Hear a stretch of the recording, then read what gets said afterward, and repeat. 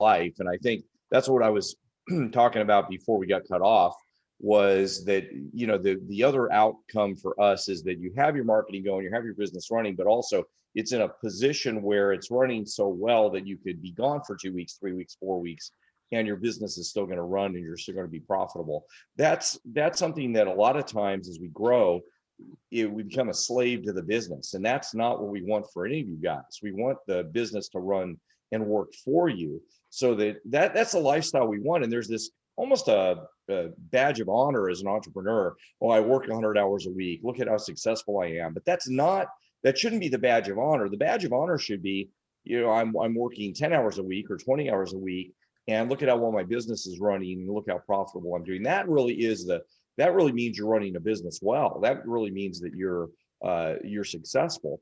And that should be what's regarded highly. So we want to have all the systems in your business, all the marketing in your business, which is more of what we're going to talk about today, be very, very effective, and not have you do things that aren't effective, have all the tweaks in place, and all the things that we'll talk about. A lot of this it seems like a secret when we tell people, but it really shouldn't be. But it really is across the industry. And we come from kind of an outside point of view with a lot of the businesses that we've worked at in our history. And I think that's what's really great about what we bring to our niche here. Yeah. Yeah. Well, one of the most profitable financial advisors that I know is just running around with like a chicken with his head cut off. And I've been working with him, not so much on, him talking to more people or working harder or one thing or another, but just having a support team around him. And at the same time, automated systems to create a much smoother workflow. And, in this case, he's talking to people that he shouldn't, be talking to because they're not adequately qualified. He's handling service issues that he shouldn't need to handle. And frankly, he's having a lot of things done manually, including by him, that should just be automated. It's like all this stuff. Once an appointment's set, we have it set up where they get 4 or 5 emails automatically, 4 or 5 texts. They get automated voicemails that remind people. And so a lot of it is about systemization. And as you were saying, Greg, I mean, we come from a unique perspective. I've been in and out involved with this industry for 20 or 30 years now, working with others. But coming from an outside perspective, yeah, I don't know if I've ever seen a group of business owners that, number one, are more cloned. In other words, just kind of looking around and doing what everybody else is doing. So indistinguishable from one another. And at the same time, that has such rudimentary, mediocre marketing systems in place. Especially like I was doing a lot of work, or still am, with Northwest Mutual, but it's all manual labor stuff. And it's great to get referrals, but what we always ask people is, okay, you get most of your business from referrals. What referral systems do you have in place? And then that almost always, evokes a blank stare. What do you mean by referral systems? Well, how do you get referrals? Well, people who like me, they send me people, and sometimes I ask for them. Well, okay, asking is sort of a referral system, but there's an awful lot more to it than that to organize and systematize it. But let's start with automation a little bit, and then expand it into the marketing side. Is we talk endlessly about building a marketing Parthenon, and what that means is it's kind of like, I got the Neiman on the wall with the facade of Wall Street, but it's kind of like that, all these different columns, and having 10, 15, 20 different columns that are all driving new clients, rather than just having 1 or 2 mechanisms. But when you do that, what most advisors I talk to, when I start talking that way, they either think, oh my goodness, you want me to spend more money in advertising than I'm bringing in revenue, which is not at all the case. Or they're going, well, I can barely keep up with everything. Mindy, remember, I forget the name, but we were talking to fairly successful advisor last week. And now we got his daily appointment record and one thing or another. And he's got people just into his office all day. The phone's ringing all day. He's responding to emails within 12 seconds or 5 minutes or whatever. And the minute he shows up at the office to the minute he goes home, his time is completely out of control and completely just, going crazy. And, with the Parthenon idea, part of it is you should just block off an hour a day, maybe 2 hours a day, but at least an hour a day, that your focus is on how I keep my new client flow going on, right? What is it I should be doing? What else additionally should I be doing? What activities am I doing now that aren't being as productive as they could be? But just block into your calendar. If you have staff and you have people underneath you, other advisors underneath you, lock your damn door. The whole idea of having an open door policy, anybody can walk in and ask anything anytime, is stupid. It's like all this, all this software innovation. There was an article in Wall Street Journal, I think 2 or 3 days ago, but it was critical of Slack, which we use Slack. I don't particularly like Slack. But it was critical of a lot of those software tools that are based on instant messaging rather than asynchronous communication. And once you start your day and you're getting instant communication from staff, from prospects, from clients, now your day just goes to hell. You have no control over it. So you've got to have the time when you lock the door, you turn off the damn phone, you ignore text messages. The worst I see is people sitting at their desk and they get a ping notification every time they get a text or every time they get an email. All that stuff should be shut off. But at least you set aside an hour a day. I always like to, before I go to bed at night, in the first hour in the morning, my routine for years was I'd go to Starbucks with a blank legal pad, or now one of these notebooks, and just brainstorm with myself what I should be doing to generate new client flow. And of course, we're going to give you a whole bunch of new systems.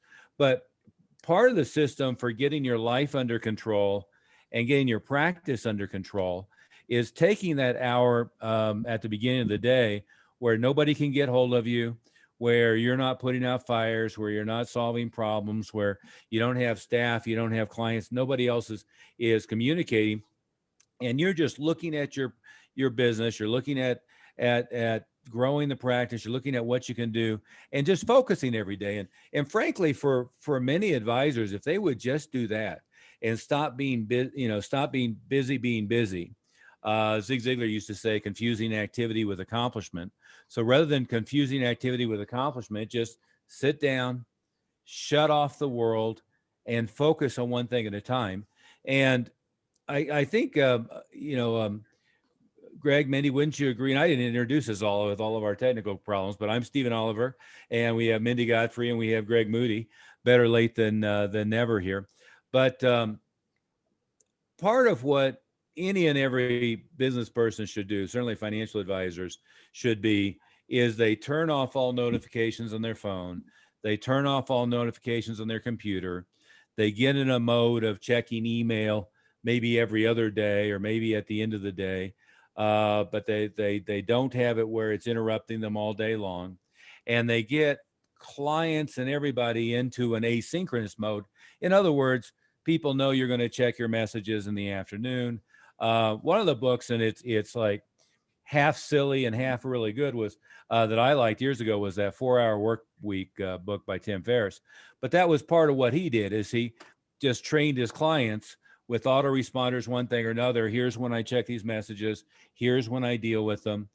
If it's this issue, this other person should handle it. If it's this issue, this other person should handle it.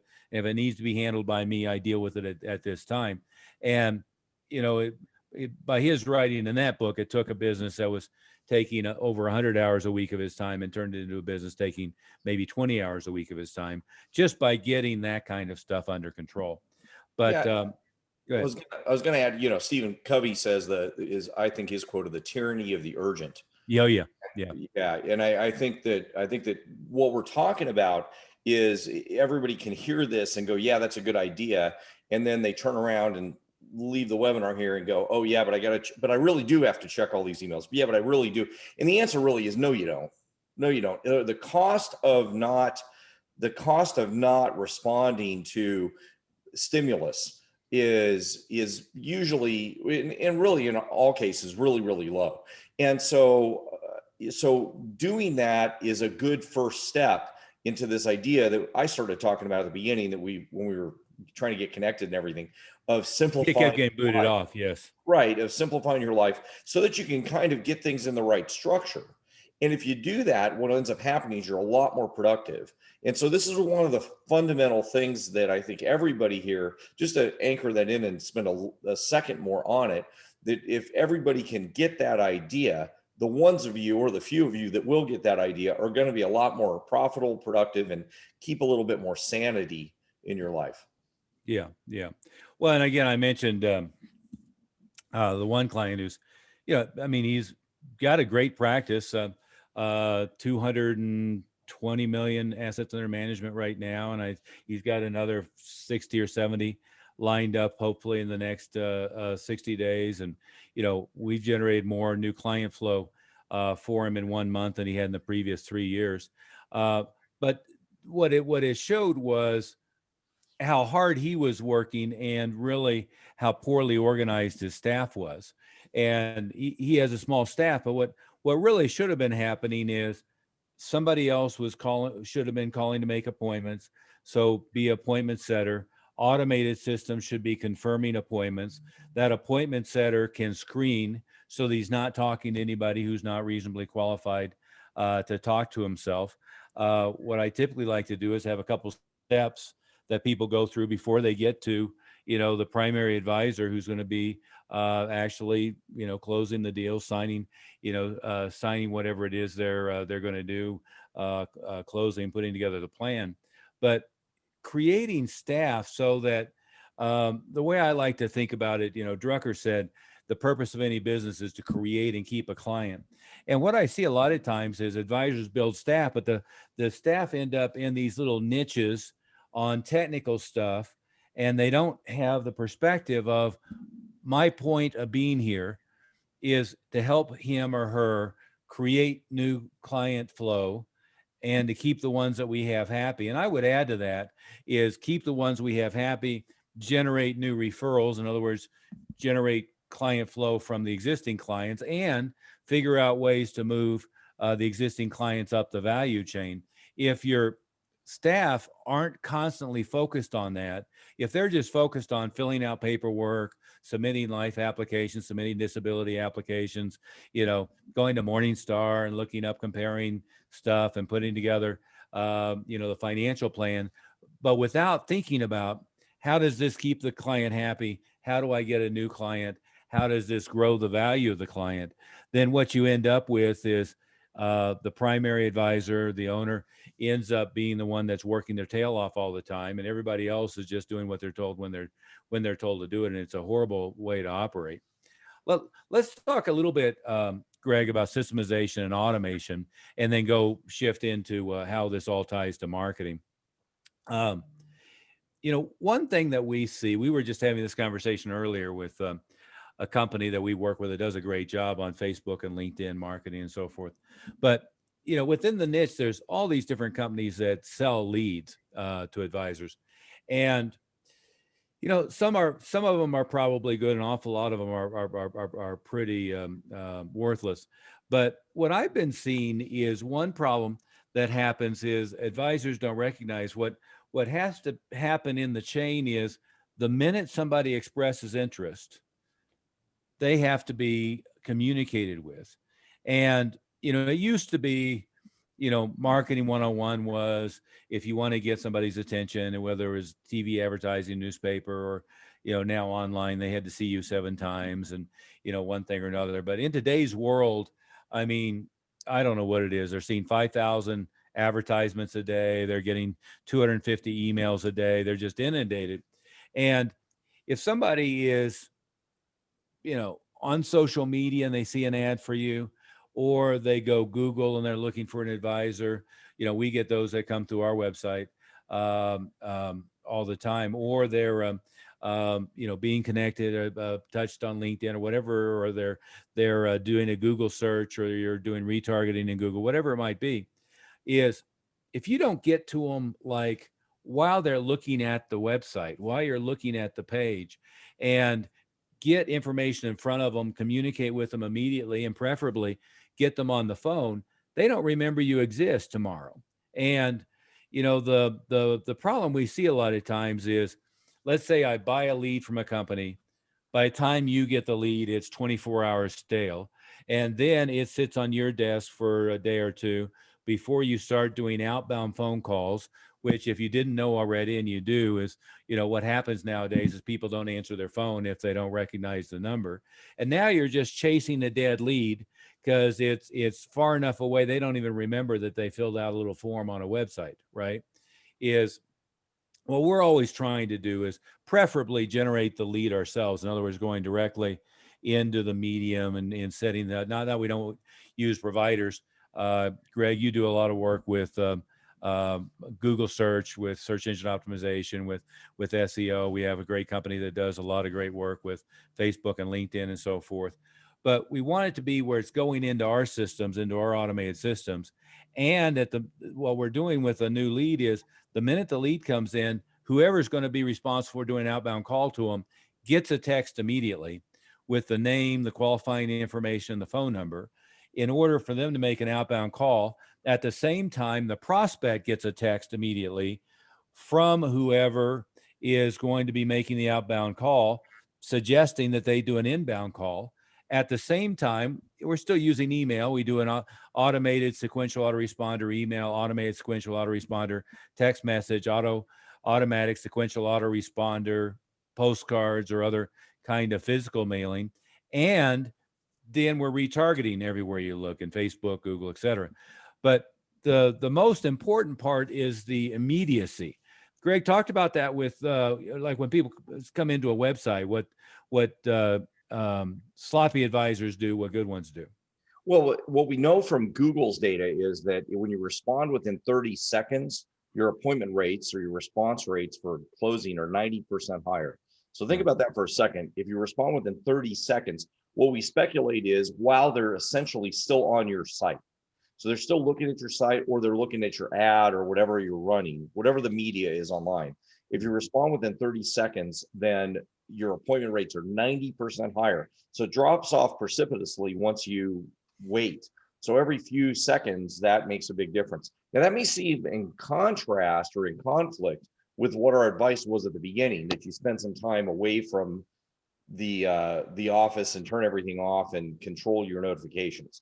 These are a little bit different because these are what you want to be able to do is filter in the high quality, high value lead notifications, maybe have somebody else answer them. But also what you're talking about, Stephen, is all the systems that are set up to text and email and voice broadcast and do all these other pieces at this immediately, so that stuff happens immediately within that 30-second window, so that they're getting bombarded. Sounds pejorative. It sounds like they're getting overstimulated, but the reality of it is they're not, because each individual person that might be asking for information is probably going to only pay attention to one of those pieces of information that you send out. They may only respond to text, or they may only respond to the email if they also got a text, or they may only respond to the voice broadcast if they also got a text at the same time, and therefore they paid attention to it. So to do all those things is not really overload. You're not pounding your clients. Well, you are, but it's appropriately so that you can make sure they even pay attention. The average person gets, the last count was 211 emails in their inbox. So you've got to make sure that you contact them in as many possible places as you can.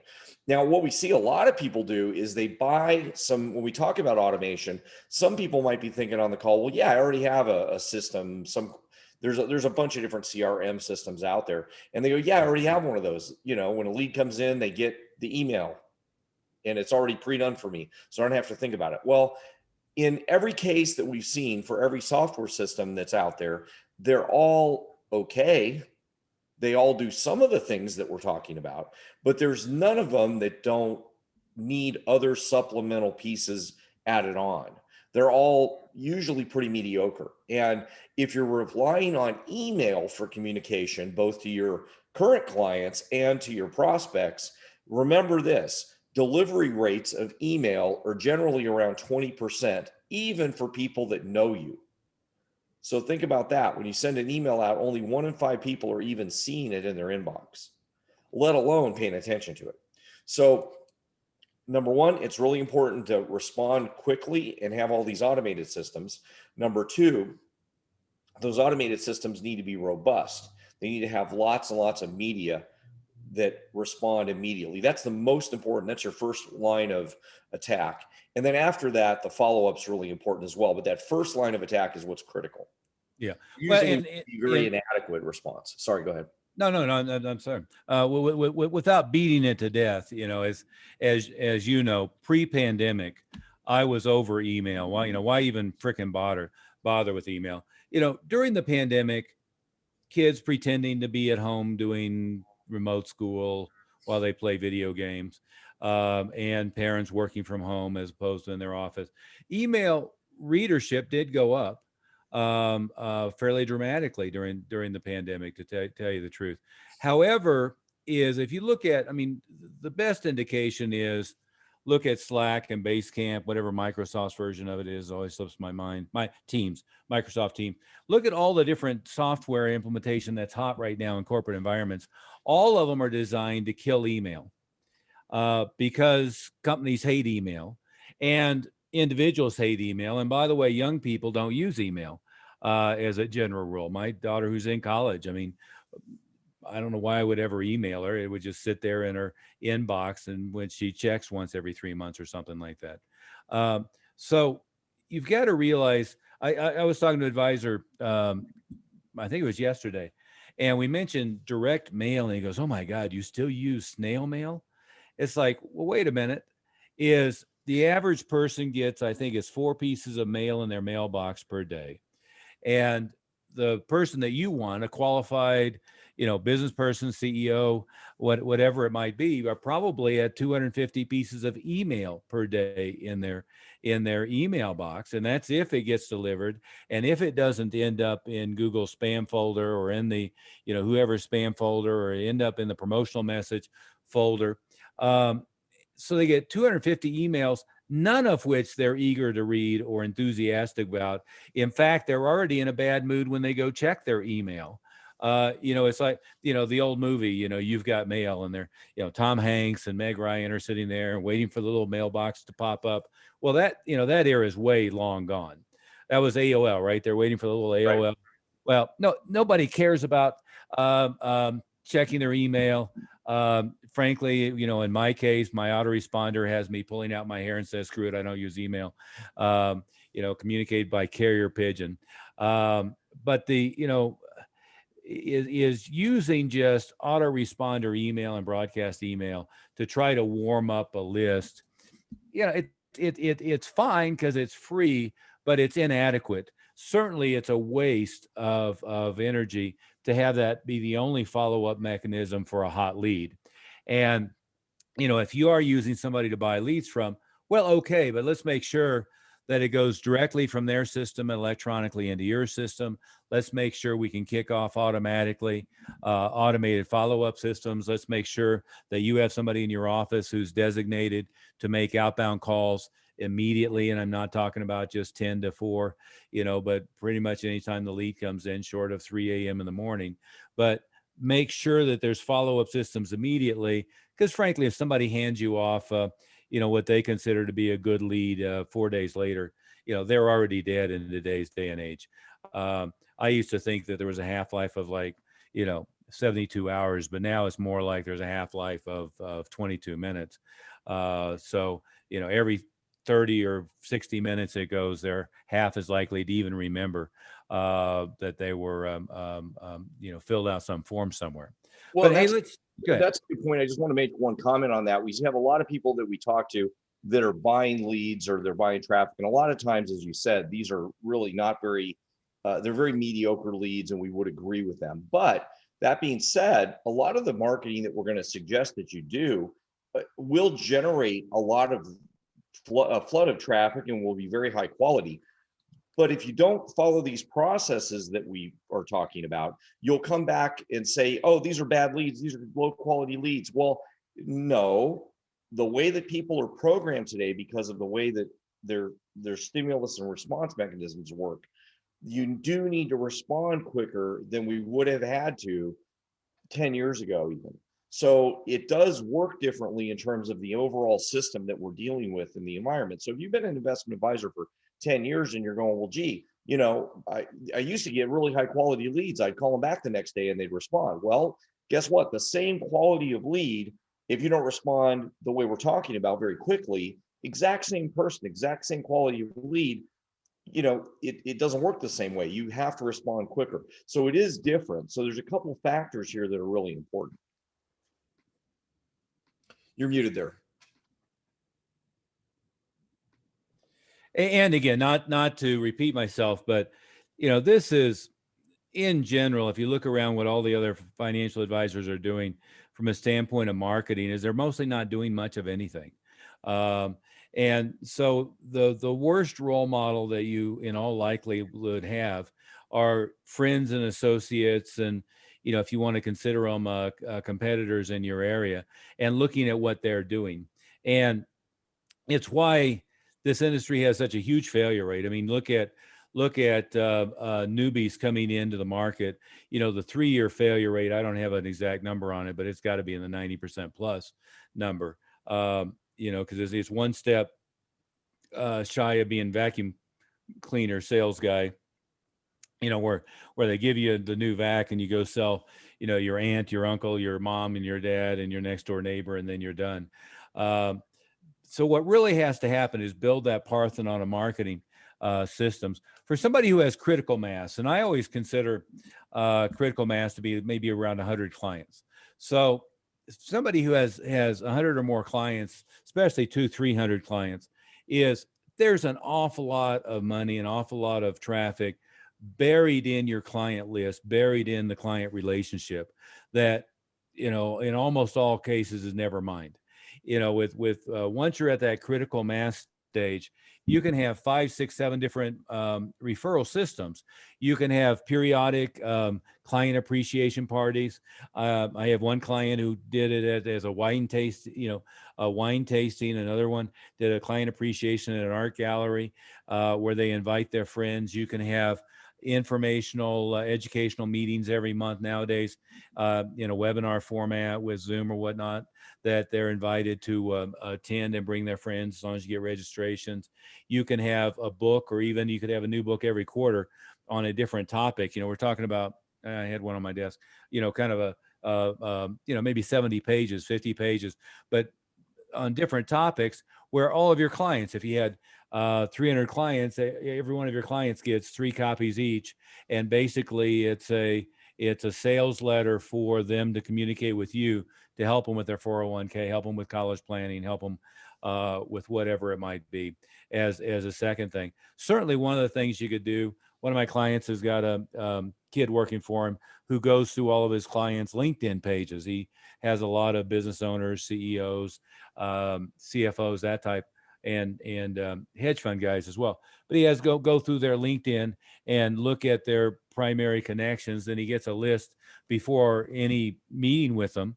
And then it helps remind him to ask for referrals. And also he can go through and say, Joe, I noticed as we know, you're CFO at blah, blah, blah, blah company. I was wondering if John, i.e. CEO, or Bill, Chief Marketing Officer, or Sue, Chief Information Officer, might have some similar needs to the kind of planning that we're doing for you. So it helps remind him and gives him some names to ask for, which is, again, even in asking for referrals, the old technique I think I stole from Tom Hopkins of isolate faces, help them see different areas in their life and then help them narrow it into is a way to do it. But you start to see is, like I was talking to an advisor, and he's doing a really good job now of like asking for referrals, but really all he was doing is getting a name and a phone number, or a name and a phone number and email address. I said, well, no, why don't we get a mailing address, and then we can put a big box, my friend Dan Kennedy calls it a shock and awe box. We can put a big box, and the box drops in the mail to them, so you have credibility ahead of time. Then you can have a couple of your books in the box. We can send them another book following that, and then we can have the appointment setter getting a hold of them, but they're already familiar with you, and of course all the collateral material can be driving them to an inbound call. Now all of a sudden, instead of just chasing down random names or random introductions, you have a way of building that credibility along the process. Pick up from there, Mindy or Greg. There's all these different pieces that just get left in the dust. But starting with referral systems, I think if under 100 clients, it's tough to build much in the way of effective referral systems to feed you enough traffic. It's got to be mostly external. But once you get in the 100, 150, 200, 300, 400 client range, there's all kinds of stuff you can do. Well, I think building authority is really important. So building authority through like a book and or a white paper or some handouts, some things that you can provide adds a lot of value in a lot of different ways. One is it also adds trust. I think we said it. I don't think we said it on this call, but this shocking statistic is that 60% of people are not happy with their current investment advisor. Let that sit for a little bit. 60%. Yeah, and 30% were actively looking for somebody better. Right. So that means there's a 60% chance your clients are not happy with you. Yeah. And that doesn't mean you're doing a bad job, but what that mainly means is either they don't think you're that different and better than the other guys, or maybe you haven't communicated well enough with them. It doesn't mean you're not good or not qualified, but if they don't think you're that much different than the other guys that are around, and we kind of started out our whole conversation with everybody seems like a clone of everybody else. Why are you different than somebody? But a book or some sort of white paper would be a big difference. And what we see a lot of too is people are getting their content or their white papers from a subscription service. They're buying, here's my book, but it's really from so-and-so, and they just wrote like a cover page from it. And there's a lot of ways to create content that's yours, but you can even buy somebody writing the content really, really easily. So you don't have to sit down and be an author that writes a Stephen King novel. So and you can do it the way we've done a bunch of them, is you do a Zoom recording, get it transcript, then hand it off to somebody. And a 45-minute Zoom thing is a chapter, and so you do 6 or 7 of those. You've got a book, and then you can have somebody clean it up for you. Right, and we walk you through a lot of different options for that. There's ghostwriting. There's lots of options, so you can do it relatively inexpensively. And so to have a piece like that then when you're asking for referrals, you can have a piece that you hand them, an actual paperback book. We've done a bunch of them. We facilitate. Yeah. We've got some companies that do great jobs with that. And then you and Mindy have done a lot of that. Yeah. And you hand the piece to them, and then they can give it to their kids or their friends or their whoever. Usually people if you've got a good client, usually people in their circle of influence are also potentially good clients. And that's a great way to get referrals, because this also establishes you as an authority, that you literally wrote the book on this, or you really have something to say about that topic.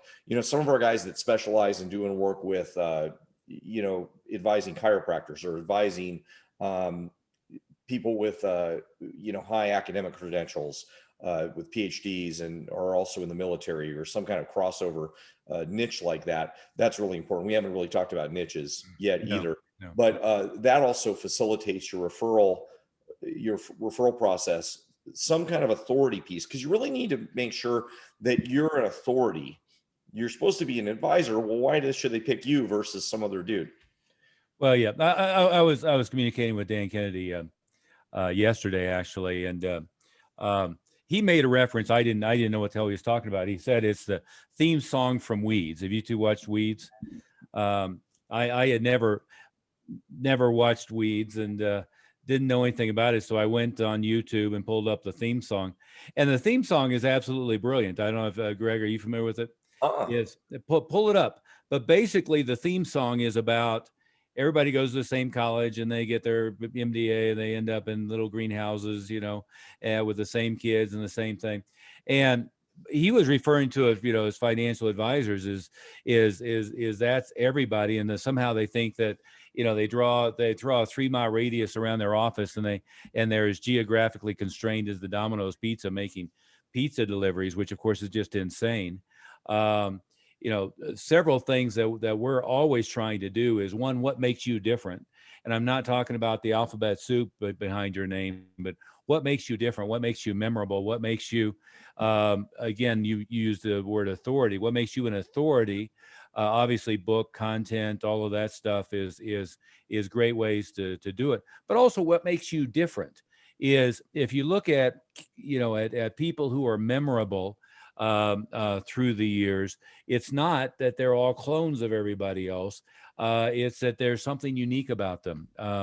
We were talking about Jerry Spence, if you don't remember, the attorney with he had the ponytail and the suede jacket with the dangles. Well, all the other guys are wearing gray pinstripe suits and blue ties, and here he comes sauntering in, from Wyoming or wherever he was, Montana, looking completely different. But part of it is to have affinity with an audience. Is you've got to not just be the same as everybody else. You've got to have something that's unique, that's different, that stands out, that sets you aside. And that can be your hobbies. I have an advisor who's into Star Wars. He's got pictures of him dressed up, and one thing or another. I said, well, let's change your whole backdrop. We're doing most of your meetings by Zoom remote, so let's change your whole backdrop, and it'll have a Star Wars theme, and you can put that on the website. Another one's into collecting Porsches, specifically different iterations of 911 turbos. So I said, well, hell, let's build the office with the glass wall, and we'll have the collection of cars over there, and we can have the whole Stuttgart theme in the office. And it seems like if you're fixated on product and you're thinking, well, really what I'm good at is help people roll over their 401k and figure out their tax, planning in retirement. Well, okay, that's a dime a dozen. I heard somebody in a podcast, I'd give attribution, I remember too, but he said it's a poor, pitiful world where people choose an advisor based upon what zip code they're in. And that should never be you. You should never be the no worse than anybody else. And here's the list, pick me out of the list because, I happen to be down, my office is close to you. It's completely different. I mean, you should be opened up where, maybe not the world, but you can certainly cover the United States. I know there's a little different licensing requirements you have to roll out with different things, but we're mostly just servicing everybody in the country, not a 3-mile radius, creating unique personality, and then creating that Parthenon of different ways of feeding traffic in that creates authority, that builds it up, but mostly, usually taking 20 hours a week out of the advisor's month from when they've been being busy, automating, outsourcing, and delegating, so that they're really doing the $3,000 to $5,000 an hour activity. They're not doing the $20 an hour activity. That's a key component. Yeah, I mean, and if you feel like when we're talking about this, well, you're not the personality. I sent a picture of Jerry Spence. If you've ever heard of him, he's a lawyer. If you want to look him up, but I mean, you don't have to have a crazy personality or try to be a stand-up comedian. That's not what we're talking about. It's you want to be yourself. And I mean, if you want to be the nerd investment advisor, but emphasize that, that's a way for you to operate. But it should be something that is along the lines of what you do. If you're trying to compete on being the best guy, as you said, that does 401k rollovers, there's a lot of those people. There's a lot of search the internet, you'll find a lot of those guys. It's hard for you to compete on that basis. Doesn't mean you shouldn't also be that. You should be that. You should be qualified in what you do. We're not the mediocre majority focus on product rather than outcomes for their clients. So yeah, exactly. And that's in every business as well. So this is not anything surprising or something that you would be it would be any different advice if you were doing something else. Yeah. Hey, why don't we're going to run out of time here. We have a fairly small number of live attendees right now, so why don't we open it up to we'll promote everybody to panelists. If you're there, put yourself on video, and we can do any kind of Q&A and so forth for the last 10 minutes that we have here. And so any questions or thoughts? I know there's a lot more that we haven't covered than we have, but Michelle, Jeffrey, Jeff, Paul, any and all questions so far?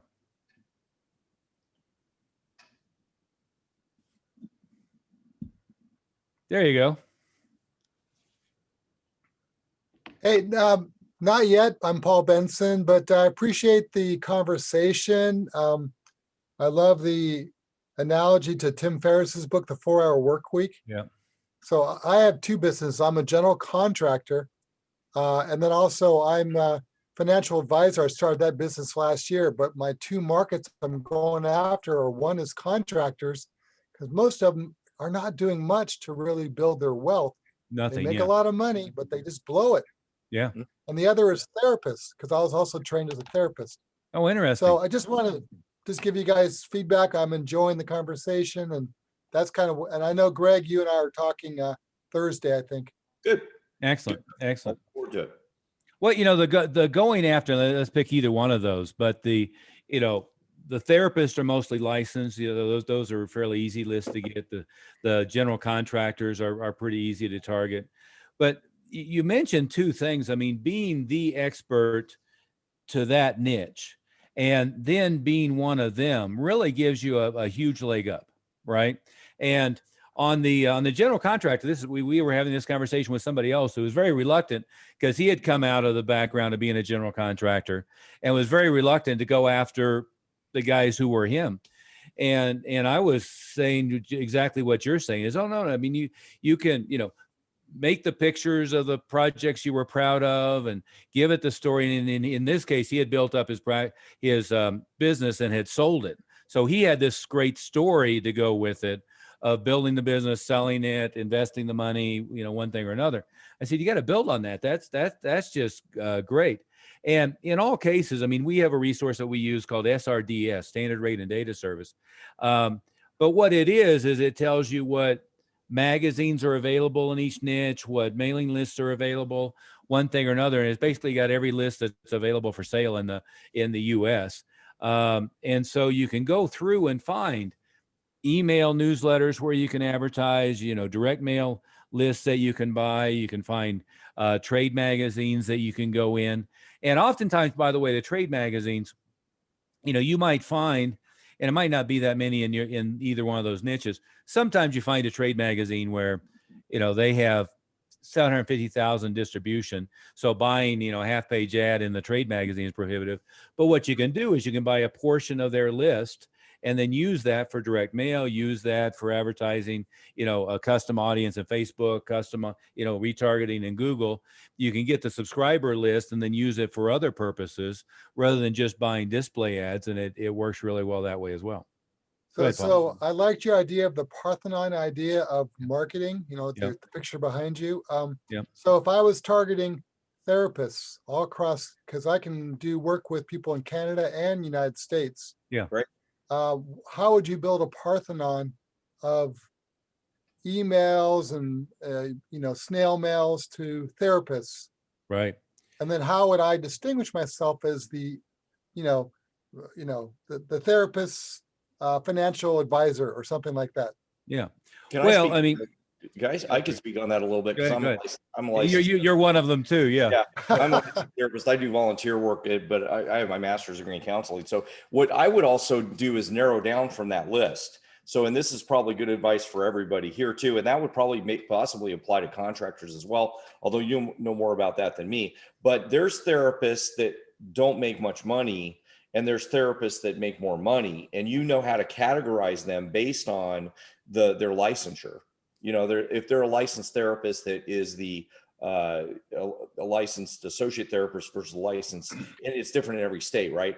But that are licensed professional counselors, or as well as the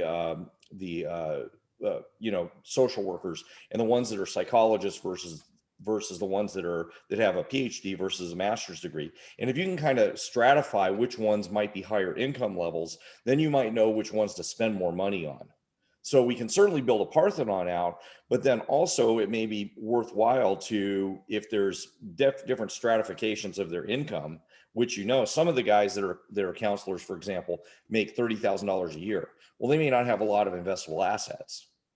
Right. Yeah. So that might be a part of your decision process in your marketing plan. And I think this should apply to everybody on the call. If your niche is a certain niche, it may make sense. Like we talked to a guy that wanted to market to people with PhDs. He was a PhD in music. Well, the PhDs in music are probably not super high income earners. They're probably teaching at school, which is great.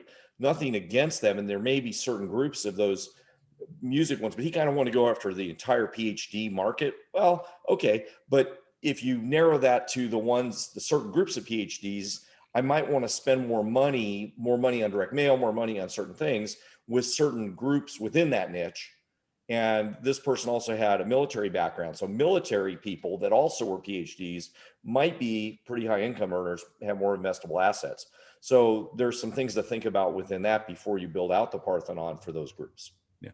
But going back to the therapist, right, is one, there's licensing requirements. So there's public data on finding everybody who is licensed. That's not going to help you with the income. But there's trade magazines. So you can, as I mentioned before, you can advertise in the trade magazines, or you can get the trade magazine subscriber list. The nice thing about a lot of the magazines is they're very direct marketing focused. And so oftentimes they have a pretty good data set of income. Obviously they know geographically where they live and so forth, but a lot of times they know income, they know, full-time, part-time, whether they're affiliated with a university or whatever it might be. But they have a pretty good data set within that. So you could go in and you could say, I want these people who have, a certain number of clients or a certain number of income. We'd have to look and see what data set they have. And then of course, once you have a good list, part of it is, I'm repeating myself, but you can advertise specifically to them on Facebook. You can advertise to them specifically on Google. LinkedIn is obviously a good source because it kind of sorts itself by resume and title. So you can do display advertising in LinkedIn, but you can also hire somebody or do it yourself and aggregate lists and communicate, contact them in one thing or another, which is a little bit laborious through LinkedIn. But direct mail is usually a wonderful place to start once you have a good list, because now I can do lead generating direct mail. Yeah, there you go. I could do lead generating direct mail that then drives them to either an opt-in page or a phone number. And then you start bombarding them with, with the credibility building material, in part to try to get them on the phone. And it help a little bit, Paul? Yeah, and I think this applies to everybody because you all should have certain niches that you're working. Yeah. And these would just apply within it. And by the way, the licensing requirements would potentially determine income. I think Paul would agree on that, because if the different licensing requirements are dramatically different, some are learning licenses, and some are, they'd be able to earn a lot more. Although that could be different. There's a lot of bell curve within those areas as well. But I think everybody should get that message. And and you can create the series of let's say books. But then, you create one of them. It's the 7 mistakes that all therapists use in creating their long-term income and wealth. And then on the contractors, it just becomes the 7 mistakes that all general contractors make about making money rather than building wealth. And having it narrowcast and specific gives it dramatically more value. Right. It's one thing to, here's the 7 mistakes that all human beings make and send it out. But it's something completely different to say, advertise to therapists. Here's the free book, the 7 mistakes that all therapists make in dealing with their own business and developing their own wealth. And then that's the thing that gets them to raise their hand.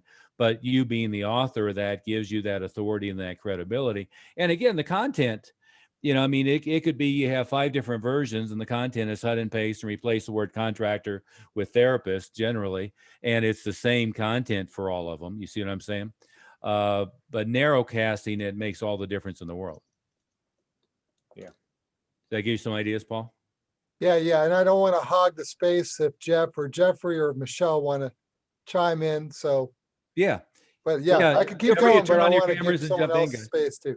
Yeah, no, that's fine. Thanks, Paul. We're applicable coming to- up on our time limit, but we'd love to answer any and all questions you guys have if you have any. Well, easy enough. Easy enough. Well, I mean, you know, in an hour minus our 4 minutes of technical glitches, you know, we barely have a chance to scratch the surface. Any of you guys, you were holding up some of our crap that we bombarded you with there, but anybody who hasn't gotten that information, there's that box that has a couple of my books. It's got one of Lee Meltier's books. It's got some free reports in it, and then that little thing that you held up has what, about an hour's? Well, no, it's got 3 or 4 hours worth of video on it. You know, I haven't even listened to it yet, so I will now. Yeah. It's got a really good video by Lee Meltier. It's got a video by, I think, by myself and Greg and Mindy on marketing. You can fit an amazing amount of content on those. Yeah, there you go. Just flip the little tab out. Yep. And then I'll insert right in the computer. Yeah, it should auto run.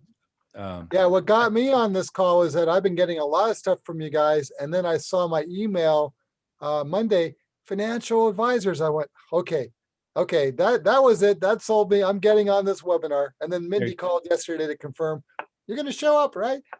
Yeah, they're very good. Very good. Well, but you see how many different angles, you know, and most of that, other than, you know, Mindy, is automated.